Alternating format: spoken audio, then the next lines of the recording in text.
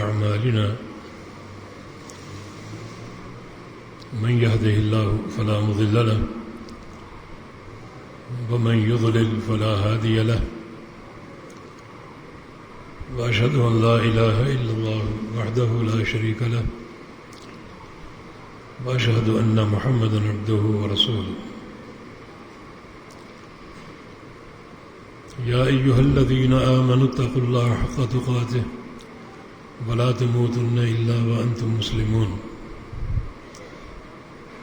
يا أيها الناس اتقوا ربكم الذي خلقكم من نفس واحدة وخلق منها زوجها وبث منهما رجالا كثيرا ونساء واتقوا الله الذي تساءلون به والأرحام إن الله كان عليكم رقيبا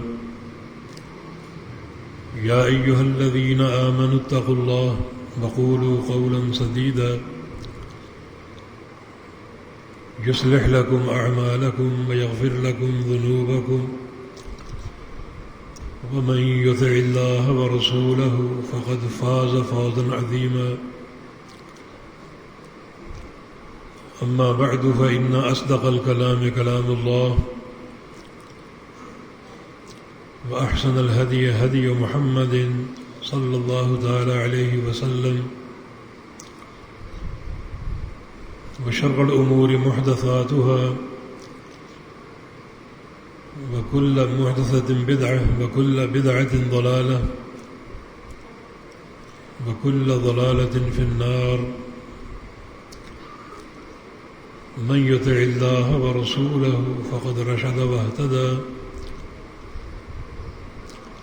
ومن يعص الله ورسوله فقد ضل وغوى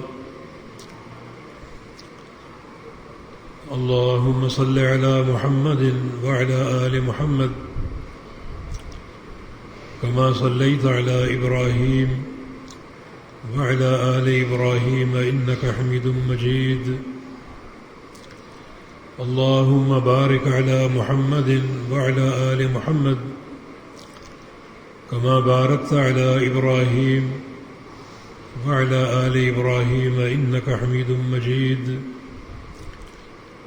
سبحانك لا علم لنا إلا ما علمتنا إنك أنت العليم الحكيم رب اشرح لي صدري ويسر لي أمري واحلل عقدة من لساني يفقه قولي أعوذ بالله من الشيطان الرجيم من همزه ونفخه ونفثه بسم الله الرحمن الرحيم إذا زلزلت الأرض زلزالها وأخرجت الأرض أثقالها وقال الإنسان ما لها يومئذ تحدث أخبارها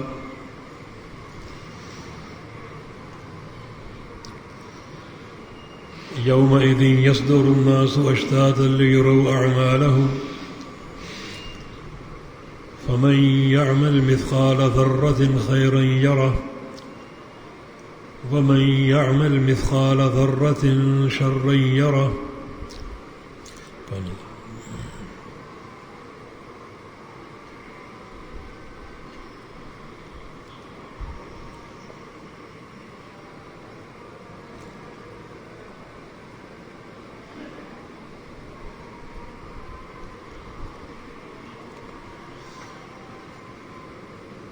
یہ سورہ زلزال آپ نے سماعت فرمائی ہے، مدینہ منورہ میں یہ نازل ہوئی تھی۔ جس مجلس میں اس سورت کا نزول ہوا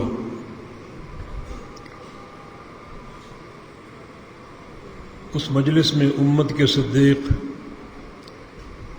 سیدنا ابو بکر رضی اللہ تعالی عنہ موجود تھے، اور جب نبی علیہ السلام نے اس سورہ مبارکہ کی تلاوت فرمائی تو تو ابو بکر صدیق رضی اللہ عنہ اسے سن کر بہت روئے. بہت سے مضامین کے ساتھ ساتھ اس صورت میں زمین کے بارے میں، جس زمین پر ہم رہتے ہیں، چلتے پھرتے ہیں، 3 خبریں دی گئی ہیں. بسم اللہ الرحمن الرحیم. اذا زلزلت الارض زلزالها،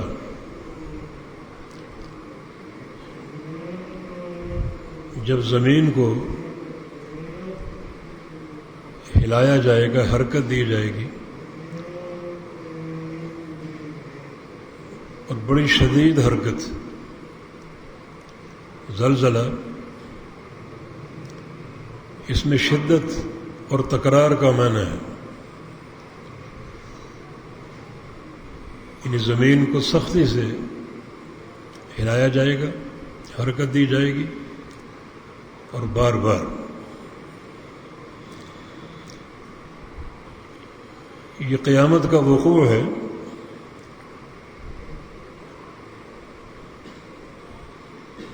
قیامت کا قیام، جس میں زمین میں زلزلہ، ارتعاش اور شدید حرکت پیدا کی جائے گی.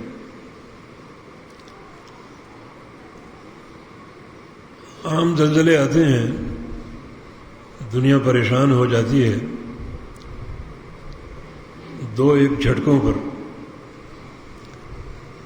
لیکن قیامت کے وقوع پر یہ جھٹکے بڑی شدت سے اور بار بار محسوس ہوں گے.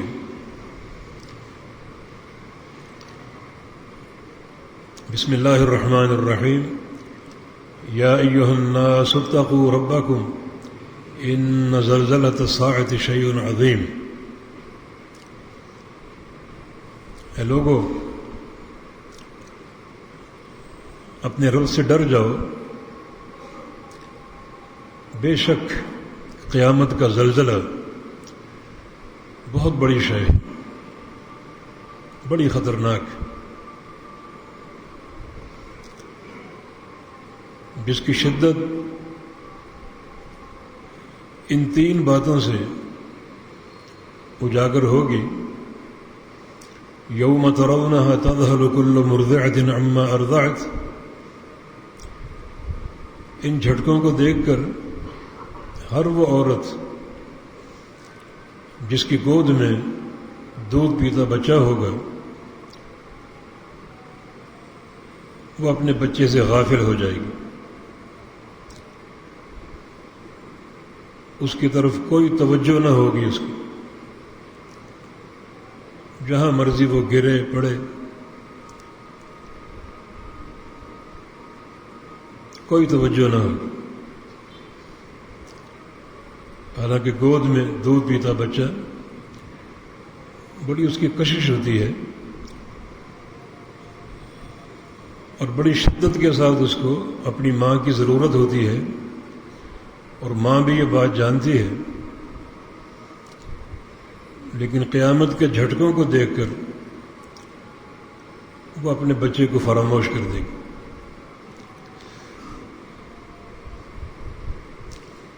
وَتَضَعُ كُلُّ ذَاتِ حَمْلٍ حَمْلَهَا. اور ہر حاملہ عورت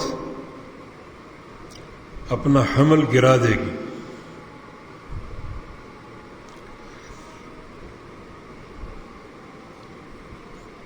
جو اس ہولناکی کو دیکھ کر اپنے بچے کو جنم دے دے گی.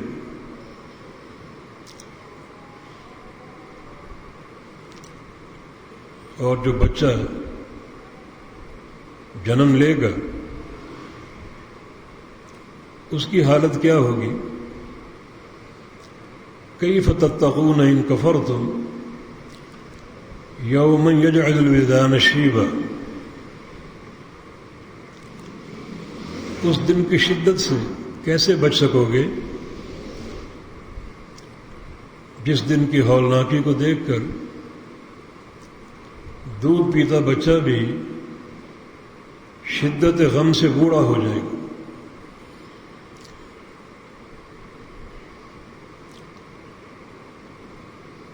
تو یہ دونوں باتیں ان جھٹکوں کی، اس زلزلے کی، قیامت کے زلزلے کی شدت کو واضح کر رہی ہیں۔ وَتَرَى النَّاسَ سُكَارَىٰ وَمَا هُم بِسُكَارَىٰ، اور آپ دیکھیں گے کہ لوگ، ان پر ایک بے ہوشی کی کیفیت ہوگی۔ یہ بے ہوشی کسی نشے کی نہیں ہوگی، وَلَٰكِنَّ عَذَابَ اللَّهِ شَدِيدٌ، اللہ کا سخت عذاب ان کے پیش نظر ہوگا، جس کی بنا پر ان پر ایک نیم مردنی کی کیفیت طاری ہوگی، جیسے مرنے والے ہیں۔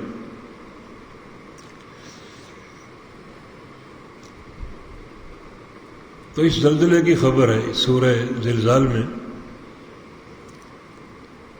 اذا زلزلت الارض زلزالها، اور دنیا اس زلزلے کا مشاہدہ کرے گی۔ عام زلزلے آتے ہیں، دو چار جھٹکے لگتے ہیں اور کثرت سے ہلاکتیں ہوتی ہیں، لوگوں پر ایک ہیبت اور خوف طاری ہوتا ہے، لیکن یہ قیامت کے جھٹکے بڑے شدید ہوں گے، بار بار لگیں گے، اور زمین کو بار بار ہلایا جائے گا، حرکت دی جائے گی۔ تو یہ قیامت کا وقوع ہے۔ دوسری خبر، وَأَخْرَجَتِ الْأَرْضُ أَثْقَالَهَا، زمین نکال دے گی باہر اپنا بوجھ یا اپنی امانتیں۔ ثقل بھاری امانتوں کو بھی بولا جاتا ہے، جیسے نبی علیہ السلام کی حدیث ہے، ترکت فیکم ثقلین، کہ میں تمہارے بیچ دو بڑی بوجھل امانتیں چھوڑے جا رہا ہوں۔ تو اثقال، جو بوجھل امانتیں زمین کو سونپی گئیں، انہیں نکال دے گی۔ یہ امانتیں دو ہیں، ایک وہ میتیں جو زمین میں دفن کی گئیں، قیامت کے وقوع پر زمین ان میتوں کو باہر نکال دے گی، اور دوسرا اس کا معنی جو زمین کے اندر خزانے پوشیدہ ہیں، جن خزانوں تک دنیا پہنچ نہیں سکی، اپنی تمام تر ترقی کے باوجود، سائنسی آلات کے باوجود، اپنے آپ کو بڑے بڑے فن خان اور ترم خان سمجھنے والے ان خزانوں تک پہنچ ہی نہیں سکے۔ زمین وہ بھی اگل دے گی، جیسے بڑے بڑے گارڈر ہوتے ہیں، اس طرح سونا ہوگا، جواہرات ہوں گے، اور دنیا دیکھے گی، ان خزانوں کو دیکھے گی۔ مگر جو قیامت کا وقوع ہے اور اس کی دہشت ہے، اس بنا پر ان کی خزانوں کی طرف کوئی توجہ نہ ہو، سونا بکھرا پڑا، بڑے بڑے گارڈروں کی شکل، جیسے ستون ہوتے ہیں، کھجور کے درختوں کے تنے ہوتے ہیں، کوئی توجہ نہ ہو۔ نبی علیہ السلام نے قیامت سے قبل سونے کے ایک پہاڑ کی خبر دی ہے، لا تقوم الساعة حتى يحسر الفرات عن جبل من ذهب، اس وقت تک قیامت قائم نہیں ہوگی جب یہ فرات نہر جو عراق میں ہے اور کئی شہر اور ملکوں تک پھیلی ہوئی ہے، یہ سرک نہ جائے سونے کے ایک پہاڑ سے.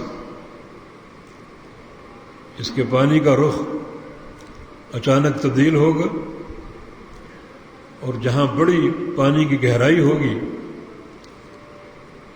وہ جگہ پانی سے خالی ہو جائے گی اور اچانک وہاں ایک پہاڑ نمودار ہوگا سونے کے، بہت بڑا پہاڑ.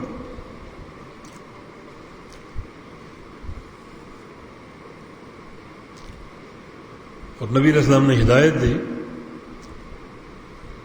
کہ اگر تم وہ پہاڑ دیکھ لو تو اس سونے کو حاصل کرنے کی کوشش نہ کرنا. وہاں بڑی ہلاکتیں ہوں گی، بڑے لوگ مر مر کر گریں گے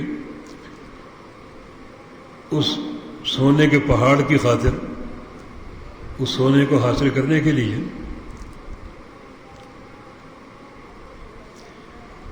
کہ تم اس کے قریب نہ جانا، یہ حرص سونے کی چھوڑ دینا. جو قریب جائے گا وہ جنگوں کی لپیٹ میں آ کر ہلاک ہوگا، اور دنیا کو ہلاک ہونے دو. یہ یہود و نصارہ ہی ہوں گے جن کی نظر ہماری ثروتوں پر ہے، ہمارے خزانوں پر ہے، ہماری معادن کی طرف، پیٹرول کی طرف، اور جو بھی مال و اسباب اللہ نے مسلمانوں کو عطا فرمائے ہیں ان کی طرف وہ کتوں کی نظروں سے دیکھتے ہیں. ان کو آپس میں لڑنے اور مرنے دینا. بڑی وہاں لاشیں گریں اور یہ پہاڑ کا نمودار ہونا سرزمین عراق سے، یہ قرب قیامت کی نشانی. لیکن جب قیامت کا وقوع ہوگا اور زلزلے آئیں گے تو زمین اپنے سارے خزانے اگل دے گی، ساری امانتیں باہر نکال دے گی. یہ زمین میں مدفون مردے بھی ہیں اور زمین میں مدفون خزانے بھی جو اللہ تعالیٰ نے زمین کے اندر رکھے، اور جن خزانوں تک تمام تر ترقی کے باوجود یہ امت پہنچ نہ پائے گی. تو اس وقت اس سونے کی کسی کوئی پرواہ نہ ہوگی. حالانکہ بڑے بڑے ستون چمک رہے ہوں گے، دمک رہے ہوں گے، سونے کی چمک ہوگی، مگر کسی کی کوئی توجہ نہ ہوگی. وَإِذَا الْعِشَارُ عُطِّلَتْ، ایک اور مقام پر جب قیامت کا وقوع ہوگا تو حاملہ اونٹنیوں کو چھوڑ دیا جائے گا. یہ حاملہ اونٹنیاں یہ عرب کا سب سے قیمتی سرمایہ تھا. یہ اونٹنی ہو، سرخ رنگ کی ہو، اور وہ بھی حاملہ ہو، بچہ جننے والی ہو، تو بڑا قیمتی مال قرار پاتا تھا. جب قیامت قائم ہوگی یہ اونٹنیاں عشار پھر رہی ہوں گی اور کسی کوئی توجہ نہ ہو. یہ عشار حاملہ اونٹنیاں اس دور کا قیمتی خزانہ تھا. آج سمجھ لیں یہ کوٹھیاں، بلڈنگیں، بڑے بڑے ٹاور، قیمتی گاڑیاں، بنگلے، بینک بیلنس، درہم و دینار اور ڈالر ہر طرف بکھرے ہوں گے اور کسی کوئی توجہ نہیں ہوگی.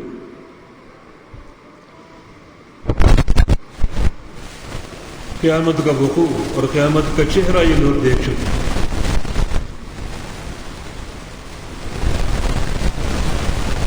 یہ خبر بھی قابل غور. کہ زمین اپنے خزانے اگل دے گی، لیکن قیامت اور موت کی دہشت اس قدر طاری ہوگی کہ ان خزانوں کی طرف کوئی توجہ نہ ہوگی۔ ہم نے عمرو بن عاص کا واقعہ کئی بار آپ کو بتایا، جو موت کے دھانے پر تھے، نبی علیہ السلام کے عظیم صحابی، جرنیل، بہت سے علاقوں کے فاتح، مرض الموت میں بلکہ سکرات الموت طاری ہیں، بہت بڑے تاجر تھے۔ تو ان کی تجارت کا مال لایا گیا، ایک نفع، ایک صندوق جو سونے سے بھرا ہوا تھا، سونے کے سکوں سے، یہ آپ کا فلاں تجارت کا پرافٹ۔ تو اس کو قبول کرنے سے انکار کر دیا، کہا کہ میرے بیٹے کو دے دو، بیٹا عبداللہ بن عمرو۔ بیٹے نے کہا کہ ابا جان، مجھے اس کی کوئی حاجت نہیں ہے، میں چاہتا ہوں جب میں اپنے رب سے جا کر ملوں ہلکا پھلکا ہو، دنیا کے سرمایہ کا بوجھ نہ ہو کہ ایک ایک پیسے کا حساب دینا پڑے، مجھے اس سونے کی حاجت نہیں ہے۔ اس وقت جناب عمرو بن عاص نے فرمایا تھا کہ لو کانت ملیئۃ بعرۃ، کاش اس صندوق میں سونا نہ ہوتا بلکہ بکری کی مینگنیاں ہوتی، اونٹ کی لید ہوتی، کیونکہ سکرات الموت طاری ہیں، اگلے جہان میں جھانک چکے ہیں، اب یہ دنیا کی رنگینیاں، سونے چاندی، درہم و دینار، سب روکھے اور پھیکے ہیں، نہ ان کی کوئی طلب ہے، نہ کوئی توجہ ہے۔ یہ قیامت کا وقوع۔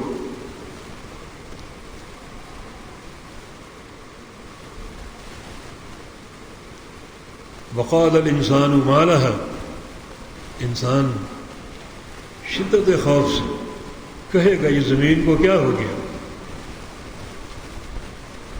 یہ جھٹکے اور یہ حرکتیں، یہ ارتعاش اور زمین کا پھٹ جانا اور سربتوں کا نکل آنا، کیا ہو گیا زمین۔ یہ انسان کے الفاظ اس کے خوف کی شدت کی بنا پر ہوتا ہے۔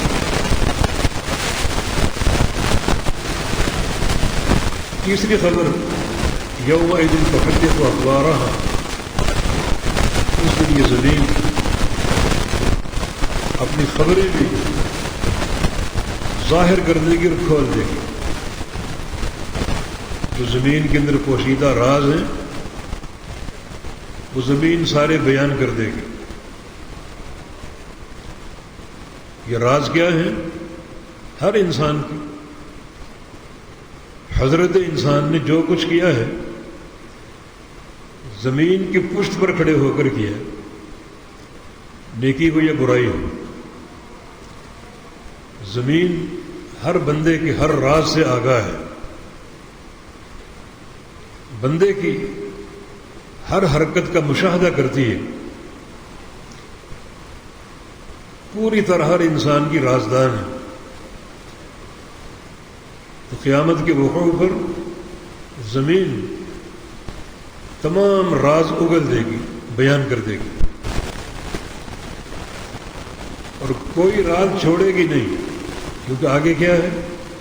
بِأَنَّ رَبَّكَ أَوْحَىٰ لَهَا،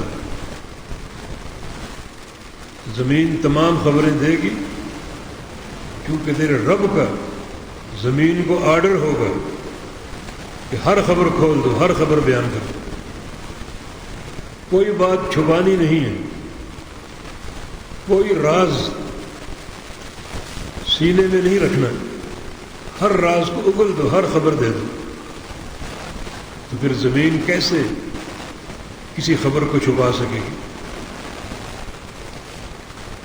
یہ موقف بڑا خطرناک، جب یہ زمین ہمارے ہر خیر اور شر کی گواہی دے گی۔ یہ اللہ کا فضل کہ اس نے ہمیں یہ خبر دے دی۔ اب یہ لمحہ فکریہ ہمارے لیے ہے کہ ہم زمین کو کیسی امانتیں دیں، کیسے راز زمین کے سینے میں ڈالیں، کیونکہ ہر راز برآمد ہوگا، ہر راز باہر آئے گا۔ یہ بات ہم نے سن لی، اب ہمارا رد عمل کیا ہونا چاہیے کہ زمین کے سینے میں ہمارے کس قسم کے راز ہوں، کیونکہ یہ سارے راز قیامت کے دن منکشف ہوں گے، کھلیں گے۔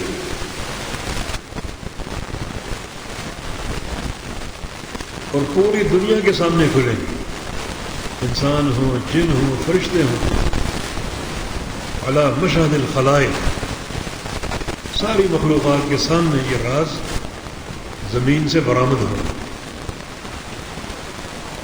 آج اگر کوئی بھرم ہے کسی کا، اس دن ٹوٹ جائے گا۔ آج ہمارے آیت چھپ جاتے ہیں کسی عہدے کی آڑ میں، مال و دولت کی آڑ میں، یا چودراہٹ کی آڑ میں۔ اس روز ایسا کچھ نہیں ہوگا، اور پوری دنیا کے سامنے یہ بھرم کھلیں گے، فلاں شخص کا یہ کردار، فلاں کا یہ کردار۔ اللہ تعالیٰ نے یہ خبر دے کر ہم پر احسان کیا ہے کہ انسان کے لیے لمحہ فکری ہے، جب قیامت قائم ہوگی، واقع ہوگی، تو زمین جو ہر بندے کی ہر راز کو جانتی ہے، کیونکہ سارے کام زمین کی پشت پر ہوئے، تمام راز اگل دے گی اور کوئی خبر چھپائے گی نہیں، کیونکہ بِأَنَّ رَبَّكَ أَوْحَىٰ لَهَا، تیرے پروردگار نے زمین کو آرڈر کر دی، ہر شخص کی ہر بات کو بتاؤ، ہر بات کو عیاں کر دو، ظاہر کر دو۔ یہ سارا یہ قیامت کا وقوع ہے، ان سارے مشاہد کا ہم کو سامنا کرنا پڑے گا۔ یہ کیسے یہ قابل برداشت ہے؟ جب زمین میں ارتعاش آئے گا، زلزلے آئیں گے، جھنجھوڑی جائے گی، زمین ہلائی جائے گی،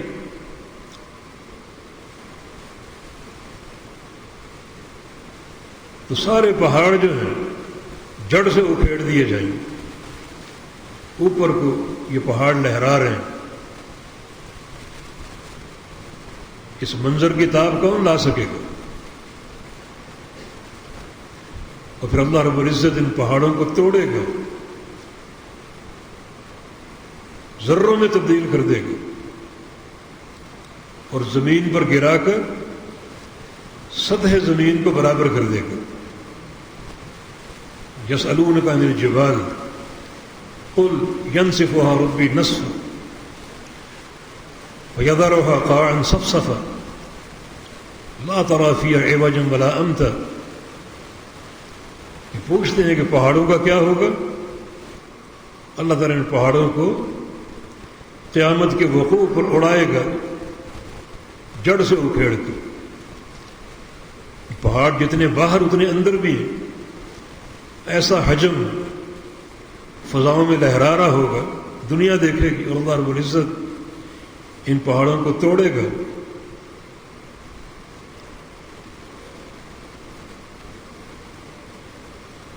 اور ذرے بنائے گا،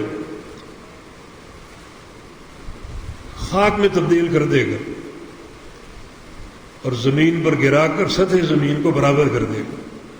یہ زمین ایک چٹیل میدان ہوگی، ساری عمارتیں، بڑی بڑی بلڈنگیں زمین بوس ہو جائیں گی، تمہاری ترقیاں قیامت کی ایک جھلک پر تباہ و برباد ہو جائیں۔ کوئی چیز باقی ہے تو وہ میرے پروردگار کی توحید ہے اور مومن بندوں کا ایمان ہے۔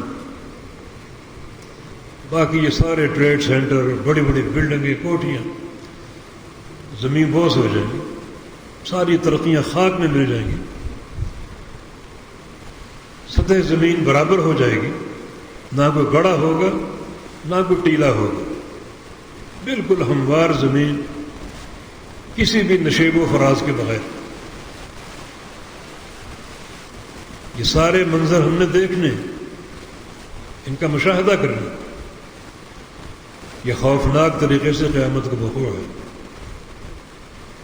یومئذ یصدر الناس اشتاتا لیروا اعمالهم، لوگ نکلیں گے متفرق، بکھرے ہوئے، قبروں سے نکلیں گے. اور جو لوگ قیامت کے وقوع پر زندہ ہوں گے اور بے ہوش کر دیے جائیں گے، وہ بھی ہوش میں لائے جائیں گے اور بڑھیں گے عرض محشر کی طرف. یخرجون من الاجداث سراعا کأنہم الی نصب یوفضون، لوگ قبروں سے نکلیں گے بڑی تیزی کے ساتھ اور محشر کی زمین کی طرف یوں بھاگیں گے جیسے کسی ہدف اور ٹارگیٹ کی طرف بھاگ رہے ہیں. کبھی آپ نے منظر دیکھا ہو ریس کا، 100 میٹر کی، 500 میٹر کی، تو ایک ٹارگیٹ ہوتا ہے، وہاں تک دوڑنا ہے، اور دوڑنے والے تیزی سے دوڑنے کی کوشش کرتے ہیں تاکہ ہدف کو پہلے پا لیں. اللہ تعالیٰ نے جو قیامت کے دن لوگ سرزمین محشر کی طرف بھاگیں گے اس کی منظر کشی کی. گویا سرزمین محشر ایک ہدف، ایک ٹارگیٹ ہے جس کو جلدی طے کرنا ہے، تو لوگ جلدی سے قبروں سے نکلیں گے اور محشر کی زمین کی طرف بھاگیں گے. ایک عجیب خوف و ہراس کی کیفیت ہو. کیوں بھاگیں گے؟ تاکہ انہیں ان کے اعمال کی خبر دی جائے، اپنے اعمال دیکھیں.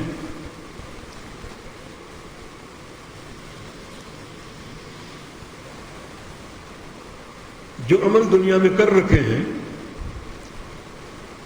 وہ سب دیکھنے ہوں گے، سب کا مشاہدہ کرنا ہوگا. وجدوا ما عملوا حاضرا، ہر بندے نے جو عمل کیا ہے وہ اپنے سامنے پائے گا. ہر بندہ ہر عمل کو دیکھے گا. اللہ رب العزت حساب و کتاب لینے والا کسی چیز کو بھولے گا نہیں. بندوں کی ایک ایک حرکت اللہ تعالیٰ کو یاد ہے اور اللہ حساب لے گا. یہ ہر بندے کا معاملہ ہے. متفرقین سارے قبروں سے نکلیں گے، اور اس کی ایک تفسیر یہ ہے کہ عرض محشر سے جماعتوں کی صورت میں نکلیں گے تاکہ اپنے اعمال کے مطابق جنت یا جہنم کا داخلہ حاصل کر سکیں. یہ ہر انسان کا انجام. یہ خبریں اللہ تعالیٰ نے دے کر ایک ہم پر احسان عظیم کیا. کوئی چیز چھپائی نہیں ہے. قبر میں کیا پوچھنا ہے وہ ایک سوال نامہ ہے. سوال ظاہر نہیں کیے جاتے، اللہ نے ظاہر کر دیے. یہ سوال ہوں. جب اللہ تعالیٰ کے سامنے روبرو پیش ہوں گے، اللہ تعالیٰ نے کیا باتیں کرنی ہیں اور کیا سوال کرنے، وہ بھی اللہ تعالیٰ نے ظاہر کر دی. قیامت کی خبریں بتا دی، ہولناکیاں بتا دی، تاکہ خوف پیدا ہو اور عمل کی طرف رغبت ہو. اور قیامت کی نعمتوں کا ذکر کر دیا تاکہ شوق اور خواہش بڑھے اور عمل کا شوق پیدا ہو.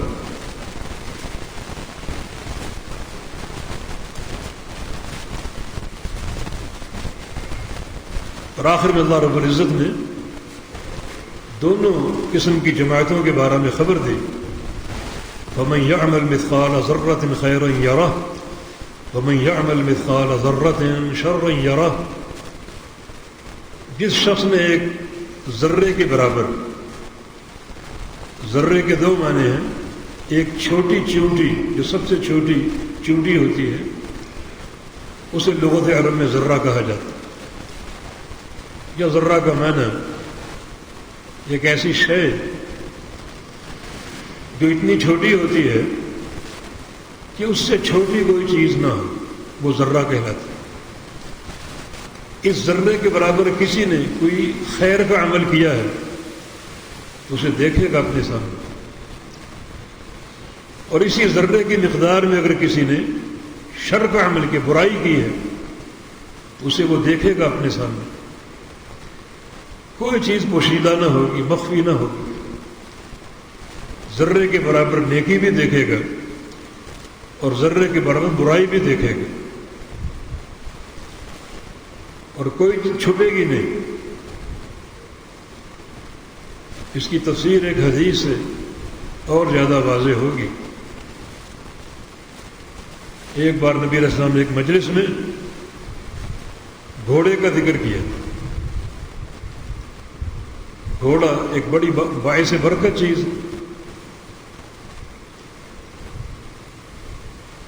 بالخصوص جہاد کے میدانوں میں گھوڑوں کا ایک کردار ہے۔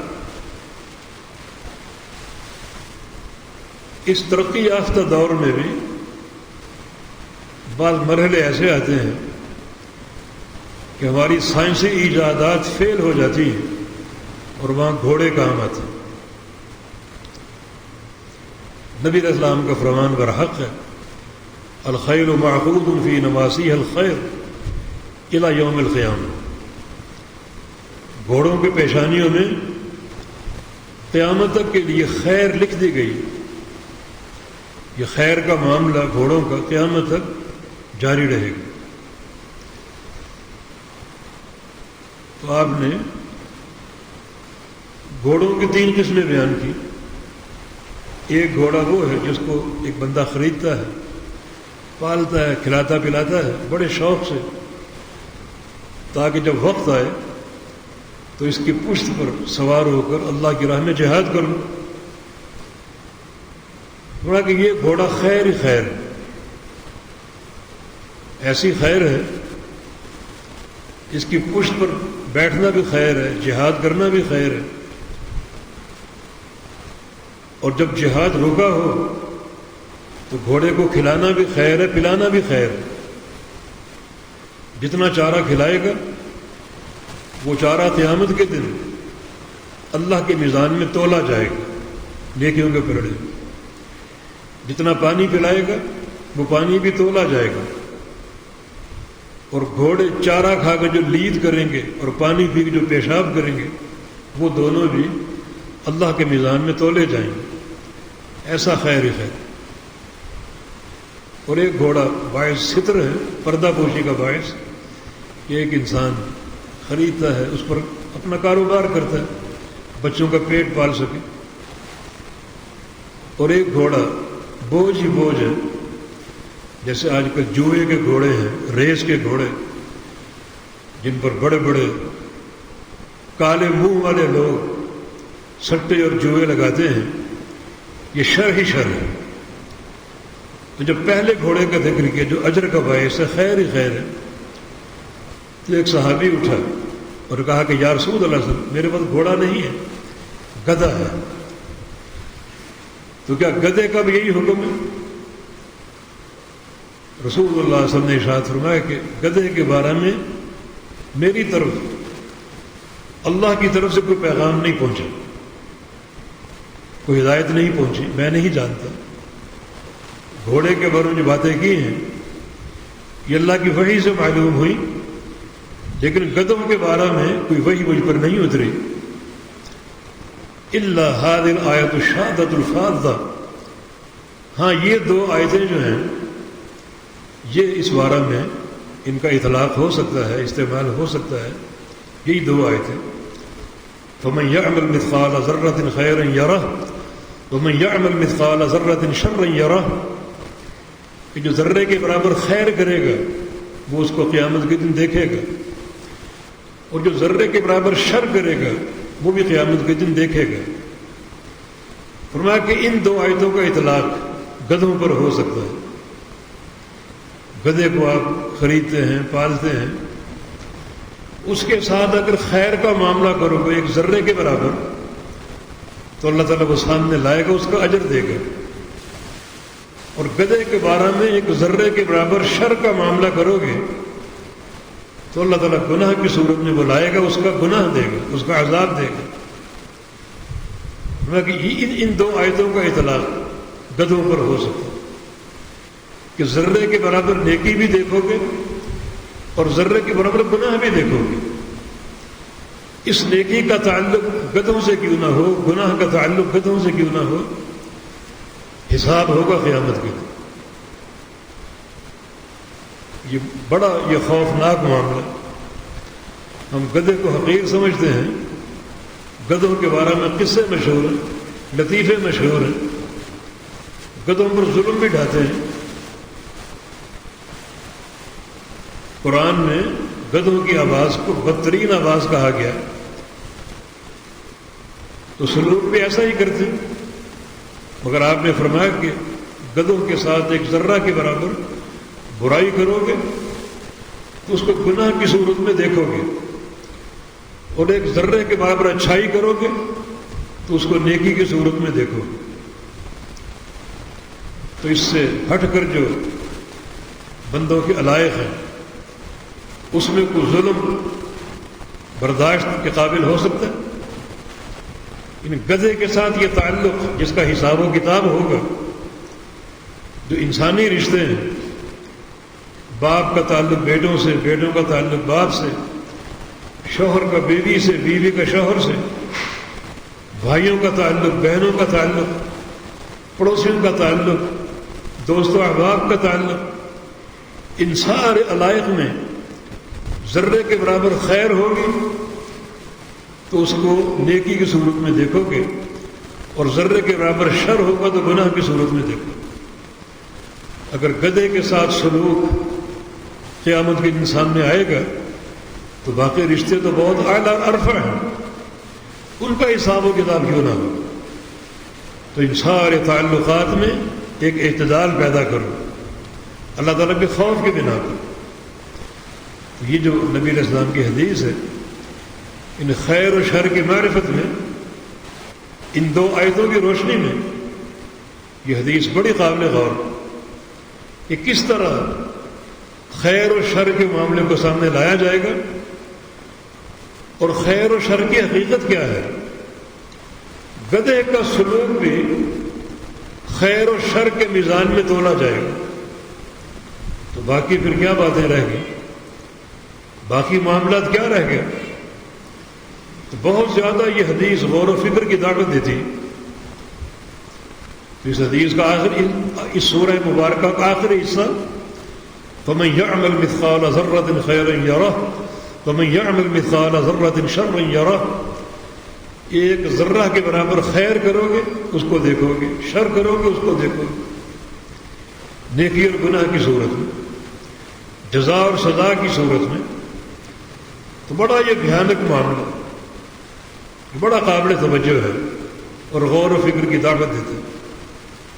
یہ سورہ مبارکہ خلاصہ اس کا یہ ہے کہ اس میں قیامت کے چہرے کا ذکر ہے، بڑے خوفناک طریقے سے قیامت کا وقوع، قیامت کے زلزلے، زلزلوں کی شدت، اس موقع پر ہونے والے بعض امور جن کو بار بار دیکھو اور پڑھو، اور اپنی زندگی کا جو مستقبل ہے، آئندہ کے جو ایام ہیں، لیل و نہار ہیں، ان کا تعین کرو۔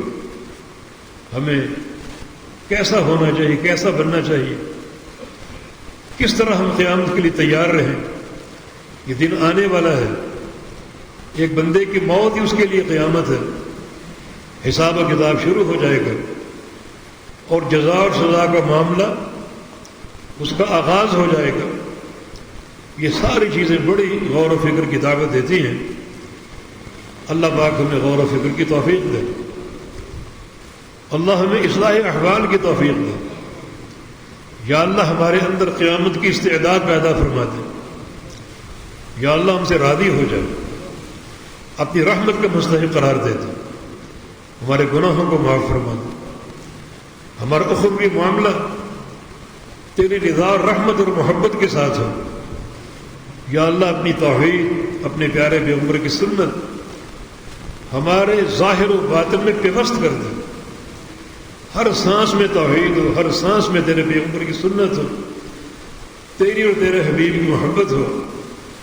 یقین یہی چیزیں کامیابی کا توشہ ہے اور آخرت کی فلاح کا ذخیرہ ہے. بالتوفیق بید اللہ تعالی. اقول قولی هذا واستغفر اللہ لی ولکم واخر دعوانا ان الحمد للہ رب العالمین.